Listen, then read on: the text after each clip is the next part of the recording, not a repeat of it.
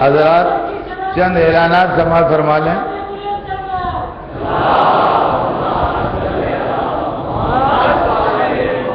باب اللہ tank ground کے get کے سامنے ایک لکھنؤ میں بوسیدہ پرانی شاہی زمانے کی مسجد ہے، مسجد ملکہ زمانی، اس کی مرمت کرا رہے ہیں لوگ، اس میں کافی سرمایہ کی ضرورت ہے، تو وہاں سے ایک ڈیلیگیشن آیا ہے جو لوگوں سے یہ خواہش کرتا ہے کہ جس سے جو اس سلسلے میں مدد ہو سکے وہ کر دے۔ ان کا جو اسٹال لگا ہے یا جو ٹیبل ہے وہ باب اللہ ٹینک گراؤنڈ کے گیٹ کے سامنے ہے، اور وہ لوگ خاص طور سے اسی لیے آئے ہیں کہ آپ مسجد کی تعمیر میں حصہ لیں۔ مدرسہ جامع تبلیغ کی طرف سے جو رسالہ نکلتا ہے انگریزی میں مدینۃ العلم، ہر مہینے نکلتا ہے اور کافی مذہبی معلومات اس میں ہوتے ہیں۔ آپ حضرات سے گزارش ہے تو اس کے اندر آپ ضرور حصہ لیں اور اس کو جو لوگ انگریزی پڑھتے ہیں وہ اس کو پڑھیں۔ اور ایک مجلس 26 نومبر سے 6 دسمبر تک روزانہ منعقد ہو رہی ہے۔ یہ مجلس جو ہے یہ 36 Mehndi cottage, Waroda road, lane opposite to holy family hospital, Bandra west, اس میں ہے یہ۔ اور اس مجلس کو حجت الاسلام والمسلمین علی جناب مولانا جعفر عباس صاحب قبلہ خطاب فرماتے ہیں۔ آپ حضرات سے گزارش ہے کہ اس میں شرکت فرمائیں۔ اور ایک گزارش آپ سے یہ ہے کہ این ٹی وی، علی والا ٹی وی جو ہے تقریباً 1 ملین ویور ہیں اس کے، جو اس مجلس کو دیکھ رہے ہیں، اور ہم ان کی زحمتوں کا شکریہ ادا کرتے ہیں۔ اور لکھنؤ میں بھی حسینی چینل کے ذریعے یہ مجلسیں ریلے کی جا رہی ہیں مسلسل، تو حسینی چینل والے بھی قابل تعریف ہیں کہ جو اس کو مسلسل ریلے کر رہے ہیں۔ ایک دفعہ صلوات بھیج دیں محمد۔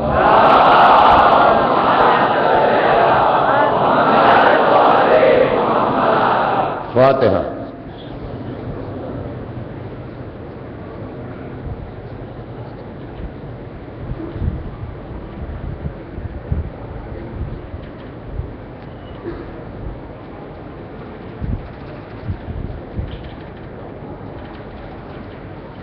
أعوذ بالله السميع العليم من الشيطان اللعين الرجيم، بسم الله الرحمن الرحيم، الحمد لله رب العالمين، والصلاة والسلام على سيدنا وشفيعنا بالقاسم محمد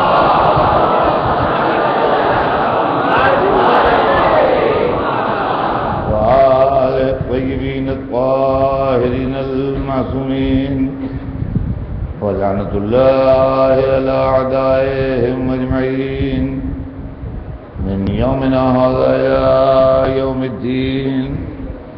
أما بعد، فقد قال الله سبحانه تبارك وتعالى في كتابه المبين وهو أصدق الصادقين: ولا تلبسوا الحق بالباطل وتكتموا الحق وانتم تعلمون. صلوات بھیجتے ہیں۔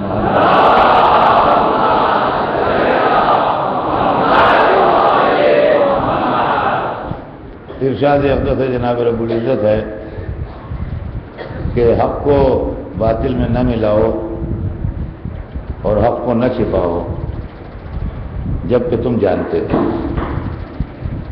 یعنی جانتے بوجھتے ہوئے حق کو باطل میں ملانا اور حق کو چھپانا مزاج قرآن کے خلاف ہے۔ حضرات، ہمارے آپ کے درمیان کل جہاں پر گفتگو تمام ہوئی تھی وہیں سے آج پھر گفتگو شروع کروں گا۔ کل بات یہاں تک پہنچی تھی کہ وقت تمام ہو گیا کہ کوئی قبول نہیں رہا ہے کہ وہ مولا علی کا استاد ہے، اور جب علی سے پوچھا تو انہوں نے کہا مجھے رسول اللہ نے 1000 دروازے علم کے تعلیم دیے اور ہر ایک سے میں نے 1000 کھولے، اور دوبارہ فرمایا کہ مجھ کو رسول اللہ نے علم یوں کرایا جیسے پرندہ اپنے بچے کو دانا کراتا. یہی پہ آ کے مجلس فضائل کا سلسلہ کل تمام ہوا. اس سلسلے میں ایک وضاحت بہت ضروری ہے، اور وہ وضاحت یہ ہے کہ کبھی کبھی لوگوں کے دلوں میں یہ خیال پیدا ہوتا ہے کہ ایک طرف تو مجلسوں میں یہ پڑھا جاتا ہے اور ہم نے یہ سنا ہے کہ علی نے رسول کے ہاتھوں پر آ کے قرآن پڑھا پیدائش کے ساتھ، اور اللہ کے مدرسے سے پڑھ کے آئے تھے، وہاں بھی علم لے کے آئے تھے. اور دوسری طرف یہ بھی پڑھا جا رہا ہے کہ آپ نے رسول اللہ سے تعلیم حاصل کی. تو اگر علم لے کے آئے تھے تو تعلیم کیا حاصل کی، اور تعلیم حاصل کی تو علم لے کے کیا آئے تھے؟ تو بھیا یہ مسئلہ جو ہے یہ ہمارے علم کلام کی کتابوں میں ہمارے علماء نے نہایت وضاحت سے اس کو لکھا ہے. اور وہ میں آپ کی خدمت میں دو جملوں میں عرض کر کے اپنی بات کو آگے بڑھاؤں کہ رسول کا علم اور آل رسول کا علم، یعنی 14 معصومین کا علم. 14 معصومین کو اللہ نے 3 طرح کا علم عطا کیا ہے. اس کو اور سے سنیں جہاں جہاں میری آواز جا رہی ہے. 14 معصومین علیہ السلام کو، رسول کو، آل رسول کو، جن کے کاندھوں پر دین کی تبلیغ کی ذمہ داری ہے اور جو اس لیے آئے ہیں کہ دنیا کو قرآن کا مطلب بتائے ہیں، ان کو اللہ نے 3 طرح کا علم عطا کیا ہے. ایک علم جو ان کو دیا گیا ہے وہ ہے، اس کا نام ہماری شرعی زبان میں ہے علم حقائق اشیاء. علم حقائق اشیاء کا مطلب یہ ہے کہ کائنات میں جتنے علم ہیں، جتنے لٹریچر ہیں، جتنی لینگویجز ہیں، جتنے سائنسز ہیں، جتنی ٹیکنالوجی ہے، ہر چیز کا علم اللہ نے ان کو دیا ہے. چنانچہ اس سلسلے میں قرآن مجید کے اندر آیت موجود ہے. یہ جذباتی بات نہیں ہے بلکہ قرآن میں رسول اللہ کے لیے آیت موجود ہے کہ علمک ما لم تکن تعلم. اے حبیب، ہم نے آپ کو ہر وہ بات بتا دی جو آپ کو نہیں معلوم تھی. تو جب ہر وہ بات بتا دی جو نہیں معلوم تھی تو کہیں پر رسول نہیں کہہ سکتے، اس لیے کہ جہاں نہیں کہیں گے وہیں ہر وہ بات آ جائے گی. تو ایک تو یہ علم ہے، یہ مکمل ہوتا ہے معصوم کے پاس. دوسرا علم ما کان و ما یکون ہے. علم ما کان و ما یکون کیا چیز ہے یہ بھی سن لیجئے. علم ما کان و ما یکون جو ہے وہ یہ ہے کہ کل کیا ہوا تھا، آج کیا ہو رہا ہے، کل کیا ہوگا. یہی وہ علم ہے جس کو لوگ علم غیب بھی کہتے ہیں. اصطلاح شرع میں اس کا نام علم ما کان و ما یکون ہے، یعنی جو ہو گیا یا جو ہونے والا ہے. معصوم کے پاس آدمی آیا، انہوں نے ارادہ کیا کہ اس کا نام کیا ہے، نام منکشف ہو گیا. کیوں آیا ہے، نیت ظاہر ہو گئی. آج سے 100 برس پہلے یہاں پر کیا پوزیشن تھی وہ ہم کو بتا دیں گے، یہ پوزیشن تھی. 100 برس بعد کیا پوزیشن ہوگی، یہ پوزیشن ہوگی. سمجھے آپ؟ تو یہ علم ما کان و ما یکون ہے. یہ بھی معصوم کو دیا جاتا ہے، امام کو دیا جاتا ہے، پیغمبر کو دیا جاتا ہے. اور اس کے اندر یہ ہے کہ متا شاؤ علمو، جب وہ چاہیں انہیں معلوم ہو جاتا ہے. یعنی جب وہ ارادہ کریں تو بالکل جیسے ہمارے سامنے بلا تشبیہ ٹی وی کے اسکرین آ جاتے ہیں، اس طرح سے چیز ان کے سامنے منکشف ہو جاتی ہے. تیسرا علم جو ان کے پاس ہے وہ ہے علم معرفت خدا. علم معرفت خدا کی کوئی حد نہیں ہے. یہ علم کبھی تمام ہونے والا نہیں ہے، اس لیے کہ اگر یہ مکمل ہو جائے تو خدا دماغ انسانی میں محدود ہو جائے گا. اور کیا ہم نے، لہذا اس کی کوئی حد نہیں ہے. یہی وہ علم ہے جو رسول نے علی کو بتایا، یہی وہ علم ہے جو ایک امام نے دوسرے امام کو بتایا، اور یہی وہ علم ہے جس کے لیے رسول نے کہا رب زدنی علما، پالنے والے میرے علم میں اضافہ فرما.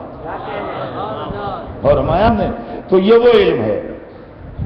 یہاں جو گفتگو ہو رہی ہے ہمارے آپ کے، یہ وضاحت ضروری تھی تاکہ مجلسوں کے اندر کسی طرح کی غلط فہمی دماغوں میں بچوں کے نہ رہے. لہذا میں نے چند منٹ کے اندر یہ وضاحت کر دی. اور اب سنیے کہ رسول کا علم کیا ہے. خدا کہہ رہا ہے کہ علمک ما لم تکن تعلم.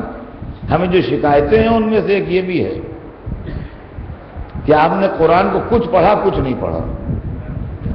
خدا کہہ رہا علمہ کا معلوم تھا کن تعلم، حبیب ہم نے آپ کو وہ سب بتا دیا جو آپ کو نہیں معلوم تھا. تو اب رسول کے علم میں کمی کیا رہی ہے؟ اچھا ایک بات ایسی جو ہر بچے کی سمجھ میں آ جائے، ذرا سے سمجھدار ہو.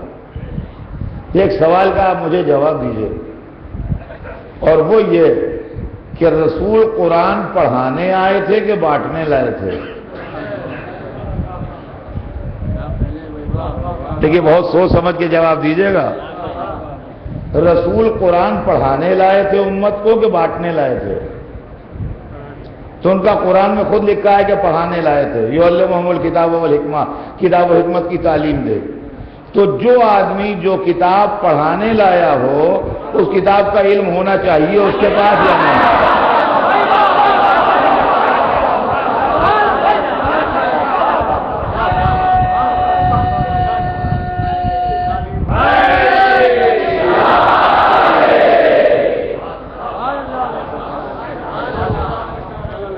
میں بمبئی سے احمد آباد جا رہا ہوں، کسی صاحب نے مجھے کتابوں کا بنڈل دے دیا گجراتی میں کہ وہاں بٹوا دیجیے گا.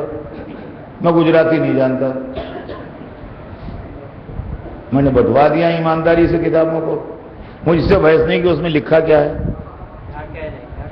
تو مجھے بٹوانے کو دیا گیا میں نے بٹوا دیا. اس سے بحث نہیں اس میں لکھا کیا ہے. لیکن اگر میں نے کسی کالج میں کوئی کتاب پڑھانے کی نوکری کی ہے تو اس کتاب کا مجھے عبور ہونا چاہیے کہ نہیں ہونا چاہیے؟ تو حضور قرآن پڑھانے لائے تھے تو قرآن میں جتنا علم ہے وہ حضور کے سینے میں ہونا چاہیے کہ نہیں ہونا چاہیے؟ اب قرآن میں کتنا علم ہے؟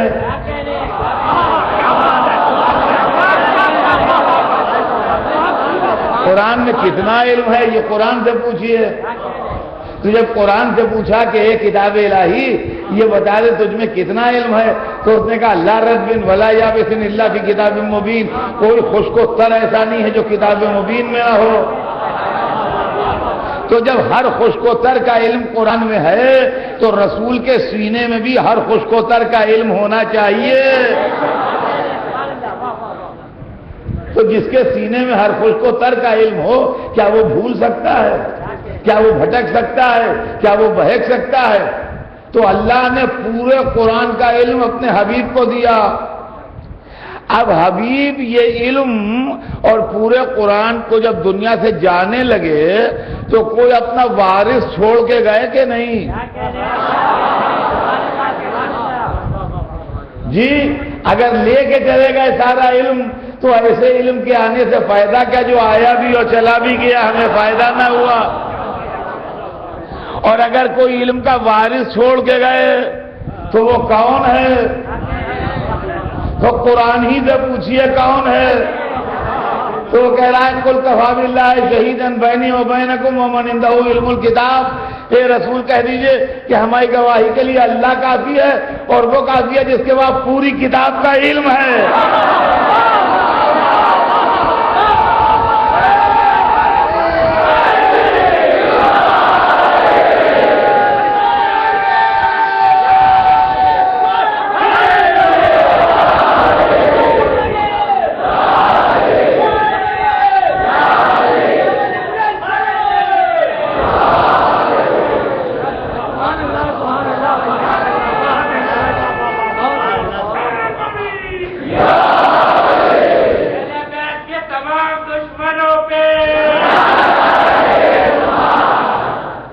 جس کے پاس پوری کتاب کا علم ہے.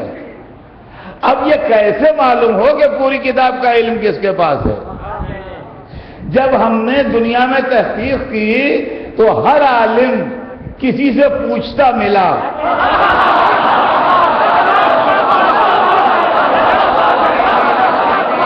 صرف ایک ہی ایسا ملا جس نے ممبر پر بیٹھ کے کہا سلونی.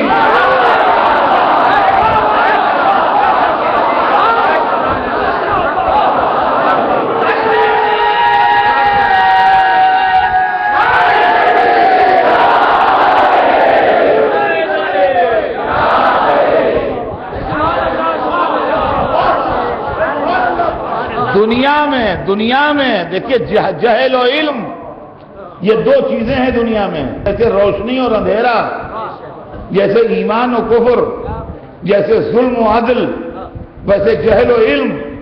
ساری برائیاں دنیا میں جو ہیں وہ جہالت کے سبب، اور ساری اچھائیاں دنیا میں جو ہیں وہ علم کے سبب.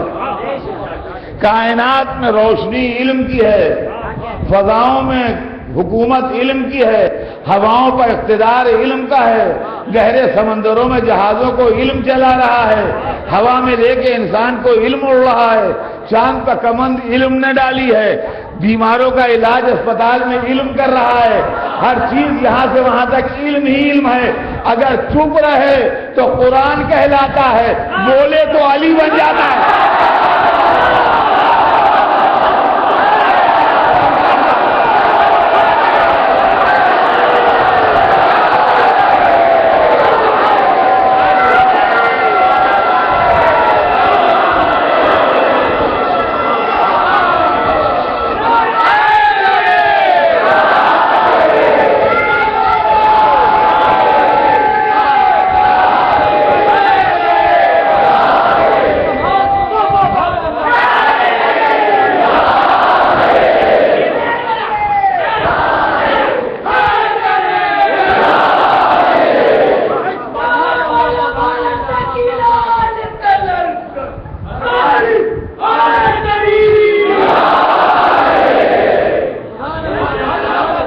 دنیا میں وہی قوم حکمران ہے جن کے پاس علم زیادہ ہے، انہی کا سکہ چل رہا ہے جن کے پاس علم زیادہ ہے. ترقی کا راز علم ہے، آگے بڑھنے کی سیڑھی علم ہے، انسان کو انسان بنانے والی طاقت علم ہے. یہاں دشمنی آل محمد نے، یہ آل محمد سے دشمنی نہیں تھی، علم سے تھی. آج جو مسلمان دوسروں کا محتاج بنا بیٹھا ہے، یہ علی کا دامن چھوڑنے کی پھٹکار ہے.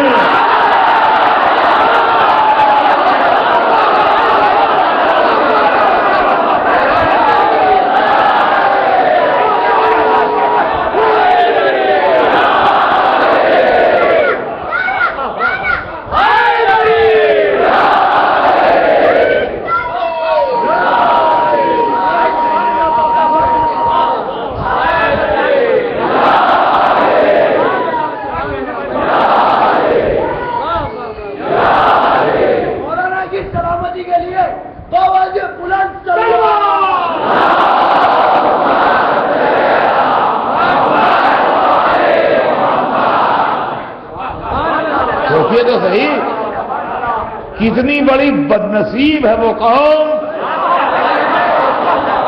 جس کے دروازے کے سامنے سے میٹھے پانی کی نہر گزر جائے اور وہ اپنے منٹل ریزرویشن کی وجہ سے نہ چکھے.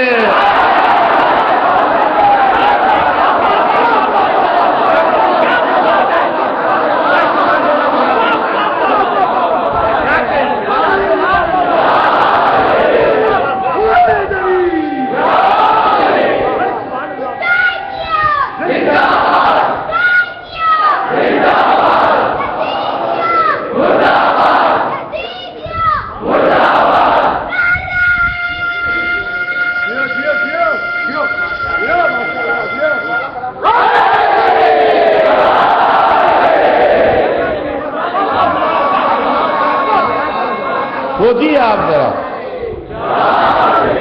کتنا بڑا دنیا کو جھٹکا لگا ہے اور کتنا بڑا انسانوں کو نقصان پہنچا ہے ہر فیلڈ میں علی کو چھوڑنے کی وجہ سے. آج سے 1400 برس پہلے جو بزرگ ممبر کوفہ میں بیٹھ کے کہہ رہا سلونی قبل ان تفقدونی. دیکھیے مثل مشہور ہے کہ پیاسا کنویں کے پاس جاتا ہے، کنواں پیاسے کے پاس نہیں آتا ہے. یہ اردو زبان میں مثل ہے کہ پیاسا کنویں کے پاس جاتا ہے، کنواں پیاسے کے پاس نہیں آتا ہے. یہاں کنویں کی بات نہیں ہے، دریا آیا پیاسے کے پاس.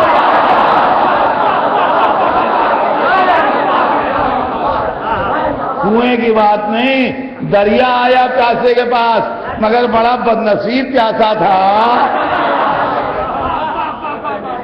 کہ جو سیراب نہ ہوا، علی نے کہا سلونی، مجھ سے پوچھ لو،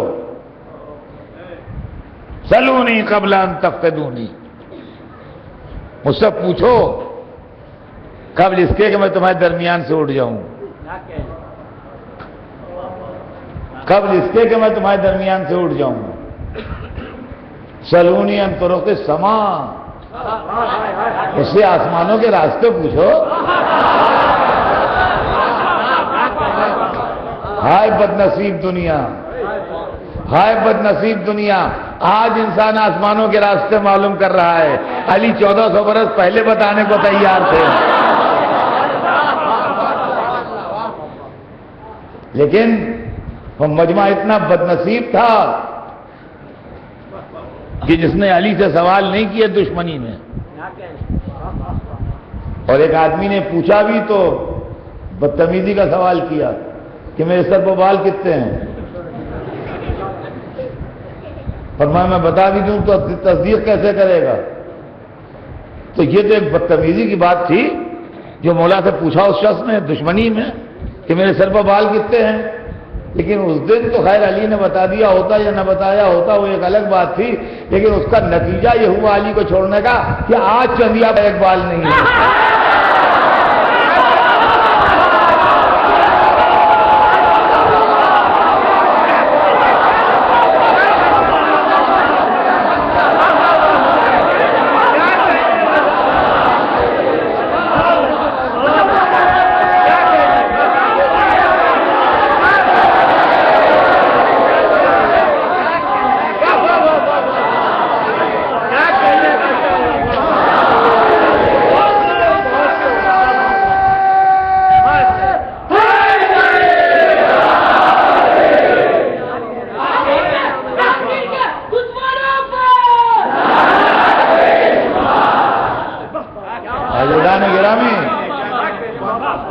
کیا آل رسول کا علم ہے اور رسول کا علم، کیا دردناک ہے معاملہ کہ آج تک حجاز کا ڈیزرٹ ہے۔ علی نے اس کو لہلانے کے لیے پلان بنایا تھا، تاریخ میں آج تک موجود ہے، آپ پڑھیے تاریخ، آپ کی آنکھیں حیرت سے کھل جائیں گی کہ علی نے خالی مذہبی باتیں نہیں بتائی ہیں، زندگی کے بہت سے شعبوں میں علی نے ہم کو دعوت دی ہے۔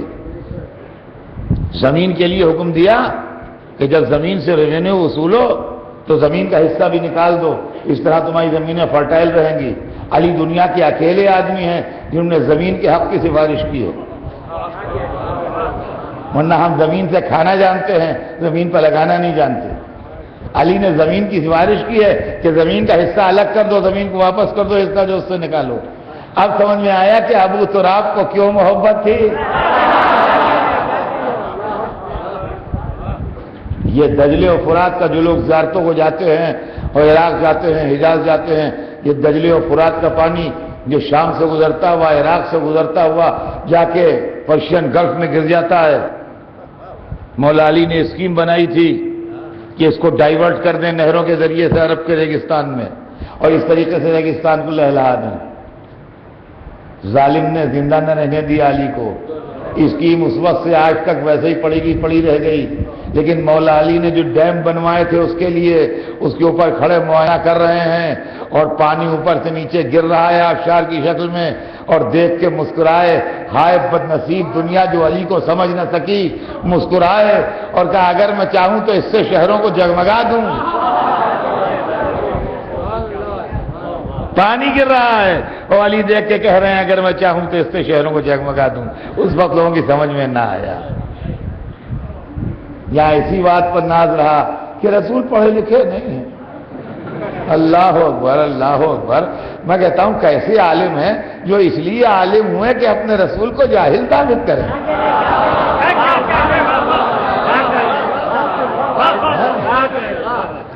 جناب فلاں کتاب میں لکھا ہے، جناب فلاں مولانا نے لکھا ہے، جناب فلاں نے لکھا ہے، جناب آپ کو رسول زیادہ پیارا ہے یا مولانا زیادہ پیارا ہے؟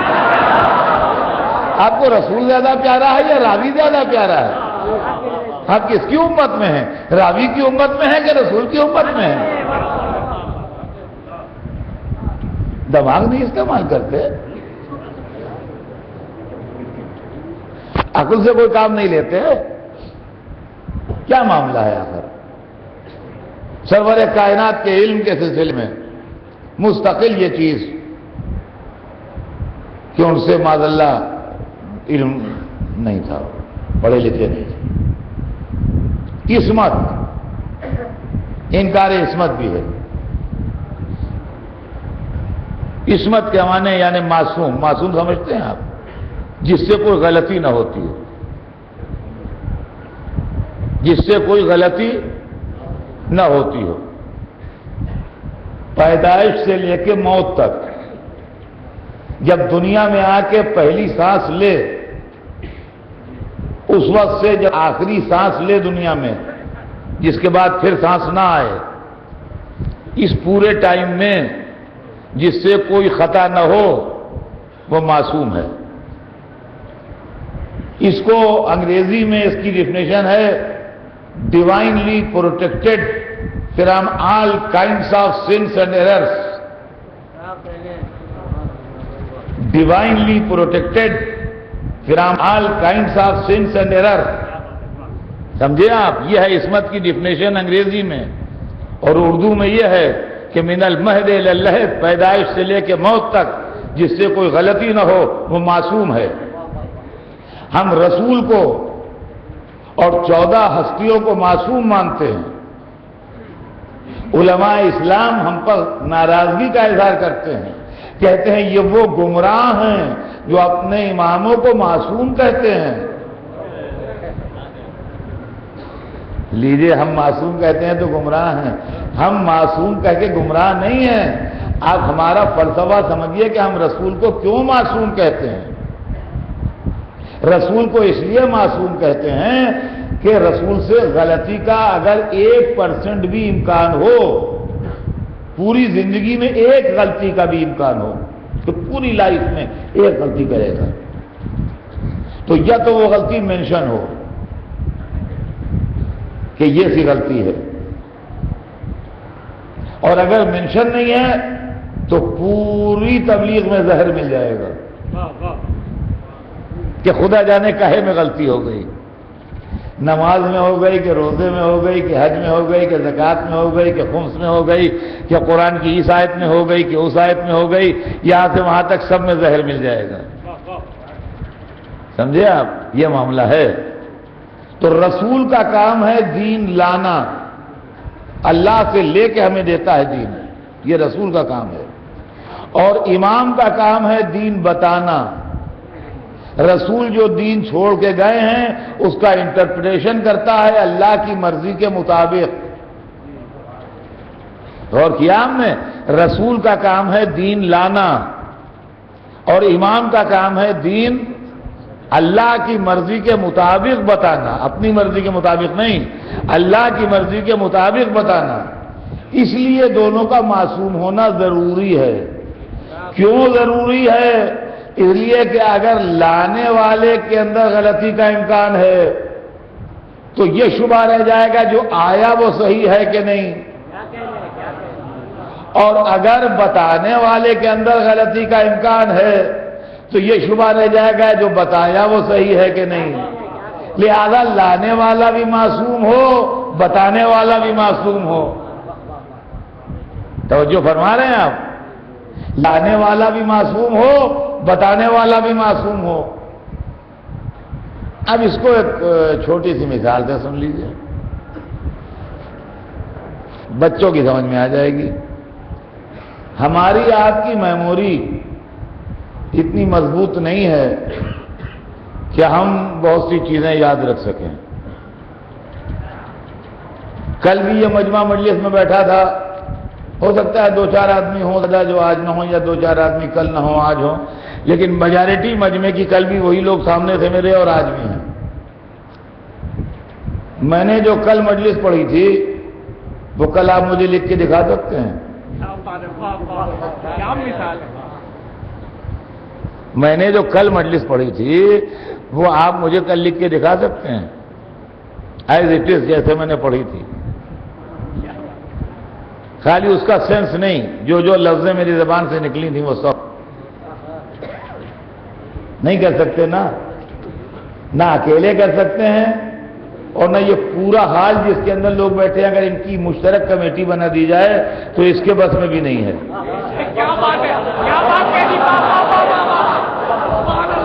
اگر اس پورے حال میں جتنے لوگ جمع ہیں سب کی مشترکہ کمیٹی بنا دی جائے تو ان کے بس میں بھی نہیں ہے، حالانکہ ایک سے ایک پڑھے لکھے اور قاعدے کے لوگ بیٹھے ہیں مگر نہیں کر سکتے۔ تو عزیزان گرامی، میں کون ہوں؟ ایک معمولی جاہل آدمی ہوں۔ ایک معمولی جاہل آدمی کی تقریر اگر آپ 1 گھنٹے کے نہیں یاد رکھ سکتے تو سب سے بڑے رسول کا 23 برس پر پھیلا ہوا پیغام کیسے یاد رکھیں گے؟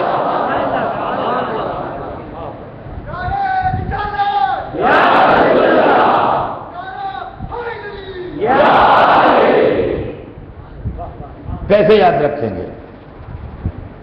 ہاں ایک بات ہے، اور وہ یہ ہے کہ اگر کل کی مجلس آپ کو دیکھنا ہے میری، تو جس نے ویڈیو بنایا ہے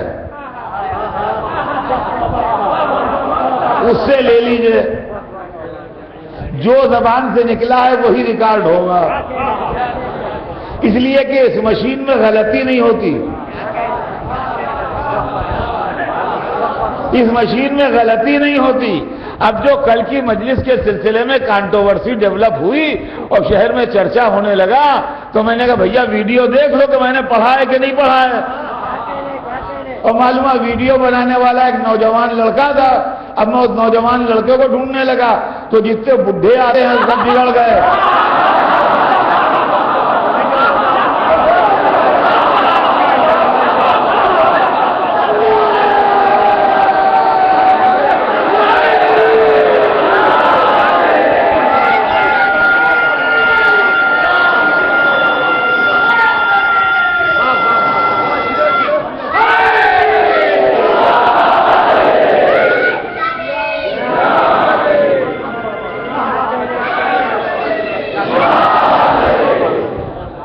سارے بڈھے خلاف ہو گئے، تو بھائی آپ کیوں خلاف ہو گئے؟ چل وہ نوجوان لڑکے کے پیچھے دوڑ رہے، بڈھوں سے پوچھ رہے نہیں۔ ارے یہاں بڈھے جوان بچے کی بات نہیں، ویڈیو کس نے بنایا ہے؟ تو عزیزان گرامی، امامت میں سن کی بات نہیں، عصمت کس کے پاس ہے؟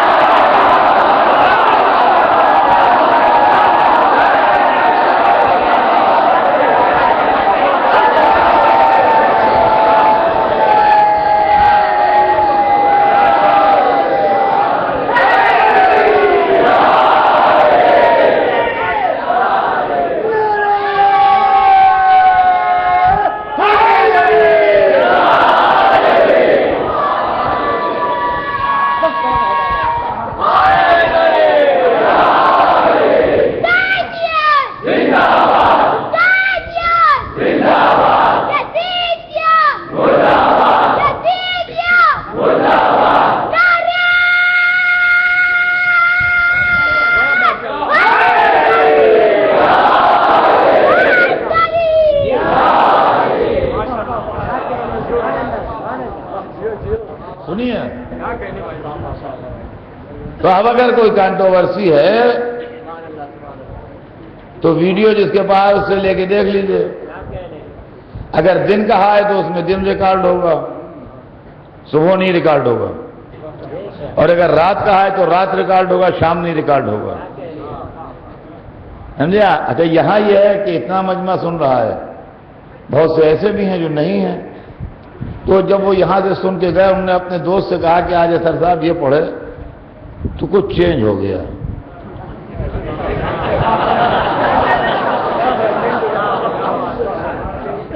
اس نے اپنے کسی دوسرے دوست سے کہا، کچھ اور چینج ہو گیا۔ اس طرح بات بدل جاتی ہے، لیکن اس کی ایک کاپی سے دوسری بنائی ہے، دوسری سے تیسری بنائی ہے۔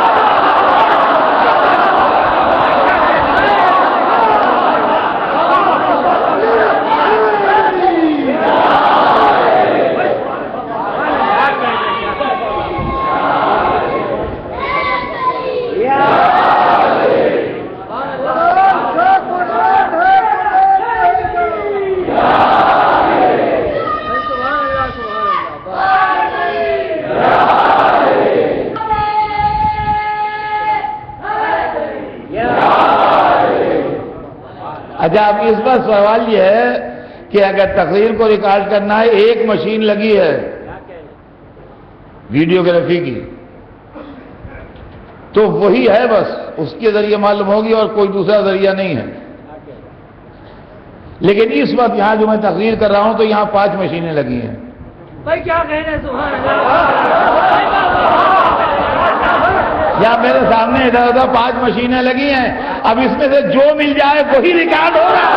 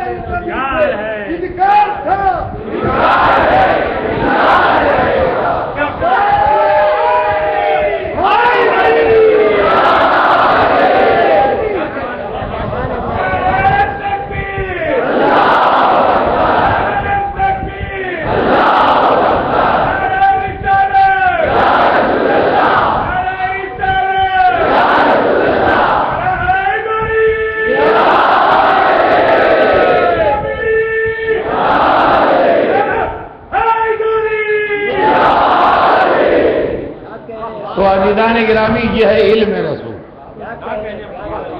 اور یہ ہے عصمت رسول. تو عصمت جو ہے وہ کوئی فضیلت وغیرہ نہیں ہے، عصمت دین کی ضرورت ہے. اگر عصمت نہیں ہوگی تو دین میں ڈاؤٹ رہ جائے. اور فرمایا آپ نے. اب آئیے ایک چیز اور آج بیان ہو جائے، وقت تھوڑا ہے مگر اس میں بیان ہو جائے تاکہ سلسلہ آگے بڑھتا رہے بیان کا. اور وہ یہ ہے کہ کیا وہ ہمارے جیسے تھے یا ہم سے بہتر تھے؟ دیکھیں، ہمیں تاریخ سے یہ بھی شکوہ ہے کہ وہ کچھ لوگ یہ کہہ دیتے ہیں کہ جیسے ہم ہیں ویسے وہ تھے، جیسے ہم ہیں ویسے وہ تھے. نہ ہم میں وہ اخلاق ہے، نہ ہم میں وہ مزاج ہے، نہ ہم میں وہ شرافت ہے، نہ ہم میں وہ انسانیت ہے، نہ ہم میں وہ مروت ہے، مگر ہٹائی اتنی کہ ویسے ہی ہے.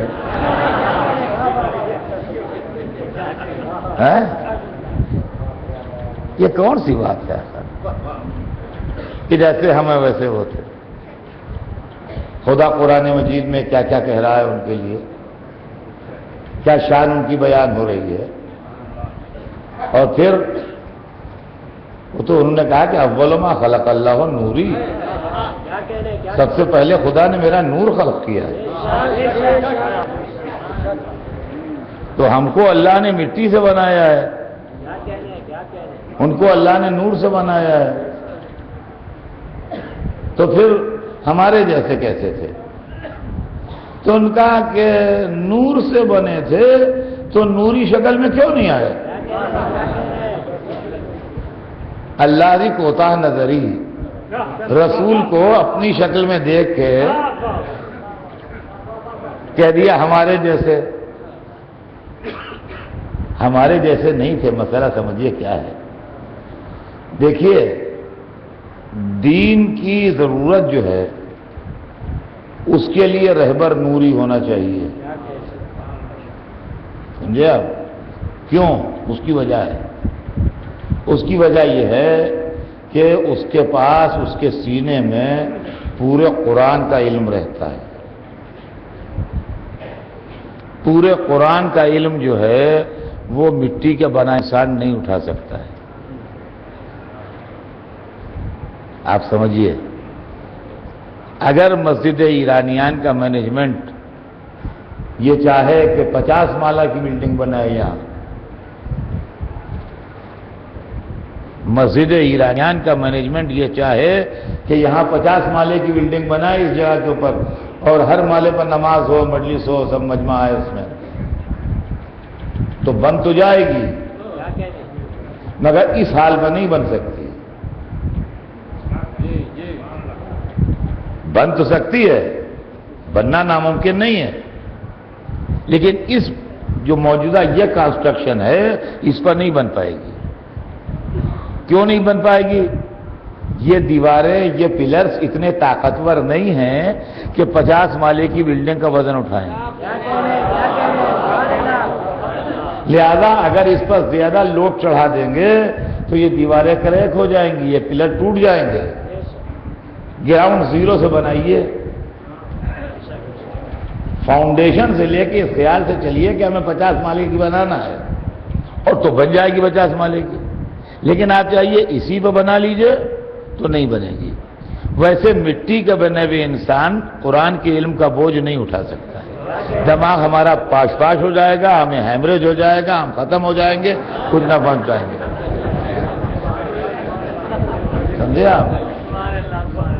قرآن تو بڑی چیز ہے، آپ بمبئی کی ڈائریکٹری یاد کر کے مجھے بتائیے، ٹیلی فون ڈائریکٹری کو حساب پورے بمبئی کی یاد کر کے بتا دیں۔ میاں تو جب آپ کا علم اتنا کمزور ہے کہ آپ علم نہیں، کوئی نالی نہیں، کوئی لیاقت نہیں، خالی نام اور نمبر ٹیلی فون کے یہ نہیں یاد کر پائیں گے تو آپ قرآن کیا یاد کر پائیں گے؟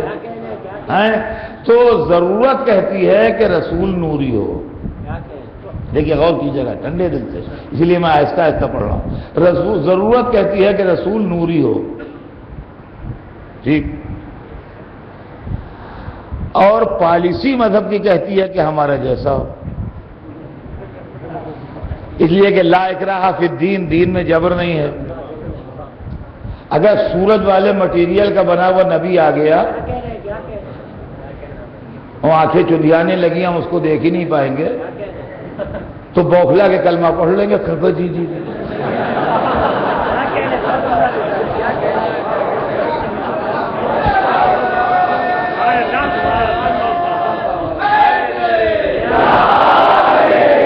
تو اللہ کو بوکھلایا ہوا کلمہ نہیں چاہیے،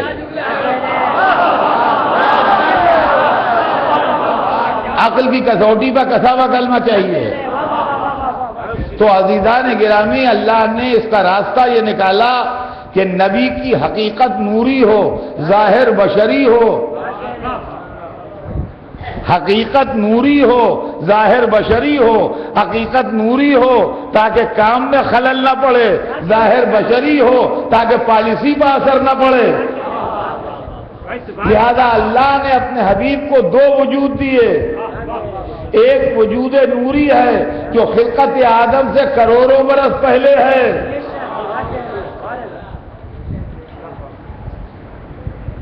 ایک خلقت نوری ہے جو خلقت آدم سے کروڑوں برس پہلے ہے، ایک خلقت ظاہری ہے جو سن 1 عام الفیل میں ہے۔ تو اللہ، یہ ہم نہیں کہتے کہ خود بخود وہ بن گئے، نہیں، اللہ نے بنایا، لیکن ایک حقیقت نوری تھی جس کو بیکر بشری میں لایا پروردگار ہماری ہدایت کے واسطے۔ لہذا جب ہمارے درمیان آئیں گے تو ہماری شکل سے آئیں گے، لیکن حقیقت جو ہے ان کی وہ نور ہوگا۔ اور اگر آپ کو اس کی مثال چاہیے ہو تو یہ سن لیجئے کہ قرآن جب ہمارے گھروں میں ہے تو وہ شکل کتاب ہے، لیکن جب عرش پر ہے تو حقیقت نوری ہے۔ اور ہمارے ہیں، اور یہ چیز ہم کو قرآن نے بتائی۔ وَكَيْفَ إِذَا جِئْنَا مِنْ كُلِّ أُمَّةٍ بِشَهِيدٍ وَجِئْنَا بِكَ عَلَىٰ هَؤُلَاءِ شَهِيدًا۔ اے ہمارے حبیب، آپ کی کیا شان ہوگی جب قیامت کے دن تمام پیغمبر آئیں گے اپنی امتوں پر گواہ بن کے، اور آپ ان پیغمبروں پر گواہ بنیں گے۔ آدم کے 570 عیسیٰ کے 570 برس کے بعد پیدا ہونے والا نبی آدم کا گواہ کیسے بنے گا؟ آپ مجھے قرآن کا مطلب سمجھائیے. اگر رسول تھے نہیں تو آدم سے لے کے عیسیٰ تک پر گواہ کیسے ہیں؟ تو رسول تھے مگر عالم نور میں تھے. اور یہیں سے اس مسئلے کو کلیئر کر لیں سب لوگ جہاں جہاں آواز جا رہی ہے کہ ہم جو یا محمد کہتے ہیں یا علی کہتے ہیں یا حسین کہتے ہیں، یہ کیوں کہتے ہیں؟ کہ جب مر گئے تو پکارنا کیسا؟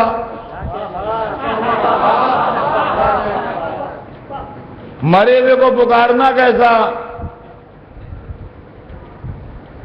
آپ معاملہ سمجھے نہیں. ان کے دو وجود ہیں. ایک وجود ظاہری ہے، ہمیں تاریخ شہادت بھی معلوم ہے، مقام دفن بھی معلوم ہے. سرکار دو عالم مدینے میں دفن ہے، مولا علی نجف میں دفن ہے، امام حسین کربلا میں دفن ہے، لیکن اپنے وجود نوری کے ساتھ موجود ہیں. ہم جو ان کو آواز دیتے ہیں وہ وجود مادی سے نہیں دیتے، وجود نوری سے بلاتے ہیں.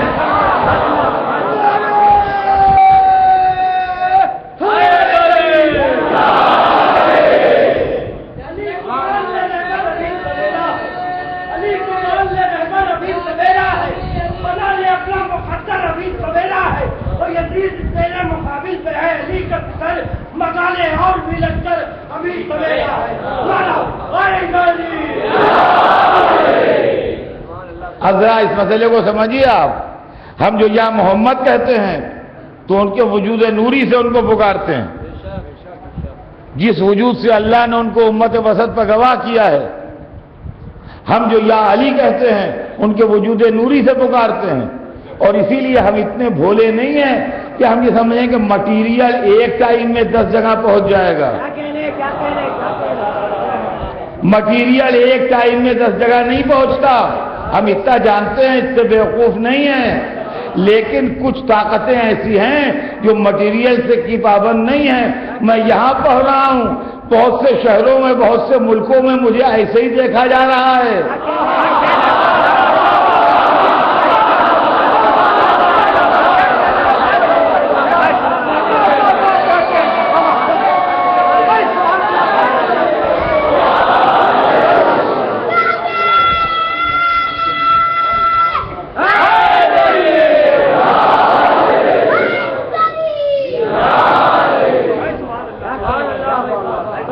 یہ الیکٹرانک ویوز کا کمال ہے کہ ہر جگہ وہی تصویر جا رہی ہے، وہی صورت جا رہی ہے، وہی لباس کا رنگ جا رہا ہے، وہی آواز جا رہی ہے. تو جب انسان میں اتنی طاقت ہے تو پیکر نوری اگر 1000 جگہ لوگوں نے یا علی کہا اور علی پہنچ جائے.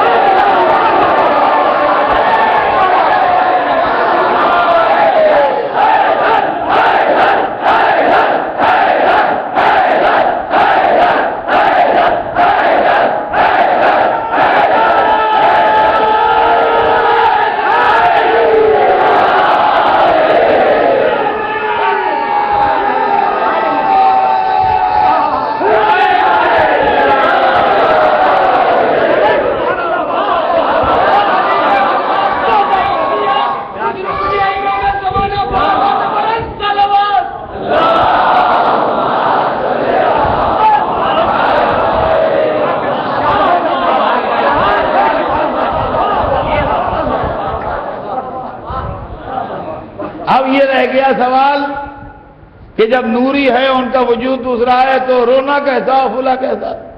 کیوں صاحب؟ یہ جو ایرانی مسجد میں قرآن رکھے ہوئے ہیں، اگر کوئی ان سے بے ادبی کرے تو بگڑیں گے آپ کہ نہیں بگڑیں گے؟ جو قرآن لوہے محفوظ پائے اس کا کیا بگڑا ہے؟ لیکن اگر کہیں قرآن کے ساتھ کوئی گستاخی ہو جاتی ہے تو مسلمان سڑک پر آ جاتا ہے کہ نہیں؟ معلوم ہے کہ قرآن کا جو ظاہر ہے وہ بھی قابل احترام ہے، جو حقیقت ہے وہ بھی قابل احترام ہے. اور عزیزان گرامی، وہ ملا کا معاملہ تو یہ ہے کہ ہاتھ میں اس کے کفر کا سوٹا ہے.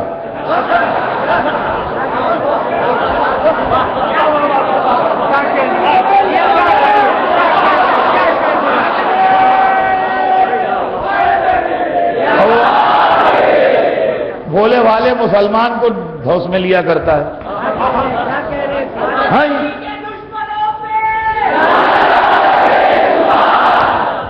کفر ہے، یہ محرم میں یہ سب کفر ہو رہا ہے، یہ علی علی کفر ہے، یہ شرک ہے.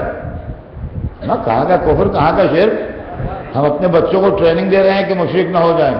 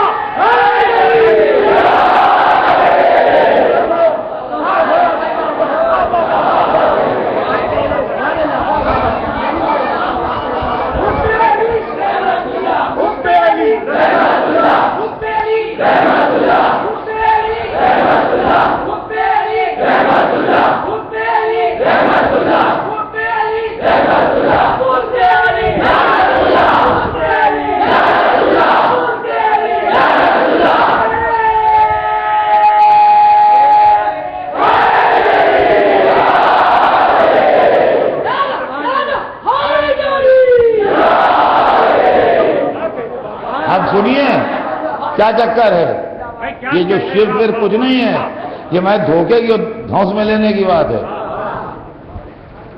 ان کا تو علی کو خدا مان لیتے ہیں، علی کو خدا بنا دیتے ہیں. میں انہیں منہ ٹیڑھا کر کے کہہ دیا ہم دھونس میں آ جائیں. جی ہاں، ایسی بات کرتے ہو. آج کیا ہے ان کا؟ آج 13ویں رجب ہے. کیا ہو رہا ہے؟ نظر ہو رہی ہے، گھر گھر چراغاں ہو رہا ہے، محفلیں ہو رہی ہیں، قصیدہ خوانیاں ہو رہی ہیں، بچوں کو نئے کپڑے پہنائے جا رہے ہیں. کیا بھائی مولا علی کی پیدائش ہے، تقریریں ہو رہی ہیں، کعبے میں ولادت ہوئی. سمجھے آپ؟ یہ سب ہے. آج کون تاریخ ہے؟ کہ آج 21 رمضان ہے. سروپا برہنا ہے، سر پر خاک پڑی ہے، تابوت اٹھ رہا ہے، ماتم ہے، مجلس ہے، عزاداری ہے. آج کیا ہے؟ آج 30 شعبان ہے، ولادت امام حسین ہے. علی کے گھر بیٹا ہوا ہے، رسول کے گھر نواسا ہوا ہے. ٹھیک. آج کیا ہے؟ کہ عاشورہ ہے، سروپا برہنا خاک اڑاتے ہوئے لوگ چلے جا رہے ہیں، ماتم ہے، مجلس ہے، عزاداری ہے. یہ کہہ رہے ہیں یہ شرک ہے، یہ کفر ہے. ہمیں یہ شرک ہے کہ توحید ہے؟ آپ انصاف سے بتائیے، خدا پیدا ہوتا ہے یا مرتا ہے؟ اگر ہم علی کو خدا مانتے ہوتے تو نہ پیدائش مانتے.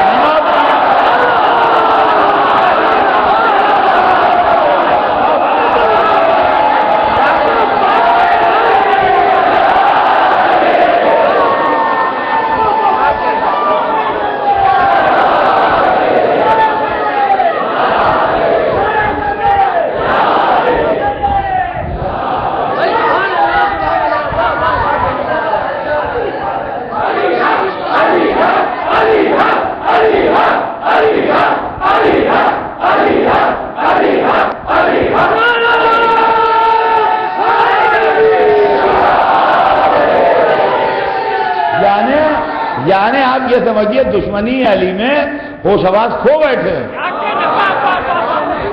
قرآن میں جو خدا کی شان بیان کی گئی ہے، لم یلد ولم یولد،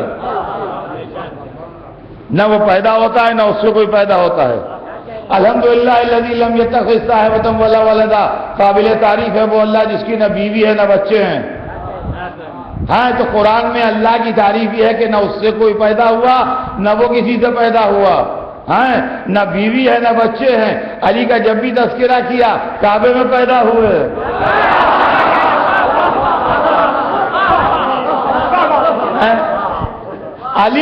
علی کو فاطمہ جیسی زوجہ ملی. علی حسن حسین جیسے بچے ملے، اس کے بعد یہ دم دے رہے خدا مانتے ہیں، خدا مانتے ہیں، خدا.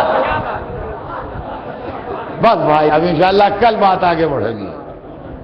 سلامت ہے صاحب آپ. آج تو صرف اتنا کہ رسول مخلوق نوری، سرور کائنات مخلوق نوری ہیں، اور ان کی آل بھی مخلوق نوری. اور وہ لوگ جو رسول کو اپنی جگہ جیسا سمجھتے تھے، انہوں نے نہ رسول کا احترام کیا اور نہ آل رسول کا احترام کیا. کربلا کے میدان میں وہ بھی تھے جو حسین پر اپنی جان قربان کر رہے تھے، اور وہ بھی تھے جو رسول کے نواسے کو تیر مار رہے تھے، نیزے برسا رہے تھے، تلواریں لگا رہے تھے. اللہ اللہ، کیا وقت آ گیا تھا کربلا میں حسین غریب پر. تاریخ بتاتی ہے کہ ادھر کربلا کے میدان میں سورج ڈھلا، ادھر ابو سمامہ نے کہا مولا دل چاہتا ہے ایک نماز اور آپ کے ہمراہ پڑھ لوں. کہا نام حاضر اول وقت ہے. ہاں بے شک یہ اول وقت ہے. اچھا ان سے کہو اتنی دیر لڑائی روکیں کہ ہم نماز پڑھ لیں. لڑائی نہ رکی، سعید و زہیر سینہ تان کے کھڑے ہو گئے، سینے میں تیر جذب ہوتے رہے، امام نماز پڑھتے رہے. نماز تمام ہوئی، سعید راہی جنت ہوئے، ادھر حبیب ابن مظاہر میدان میں لڑنے چلے گئے تھے. بچپن کا دوست لڑتے لڑتے جب زخمی ہو کے گرا تو حسین کو آواز دی، حسین پہنچے.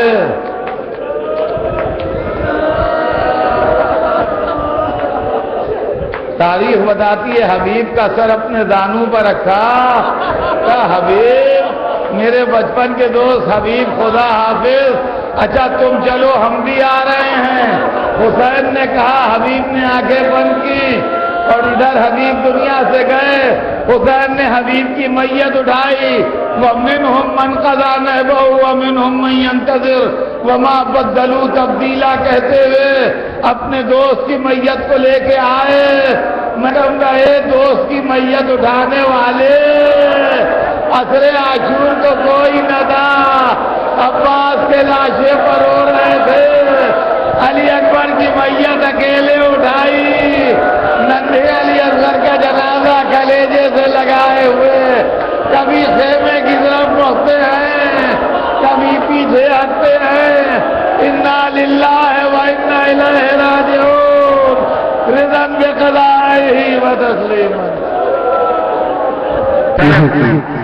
حقیقت یہ ہے کہ کلمہ توحید کی بنیاد ہے حسین. انا مظلوم حسین، انا مظلوم حسین، انا مظلوم حسین، انا مظلوم حسین، انا مظلوم حسین، انا مظلوم حسین.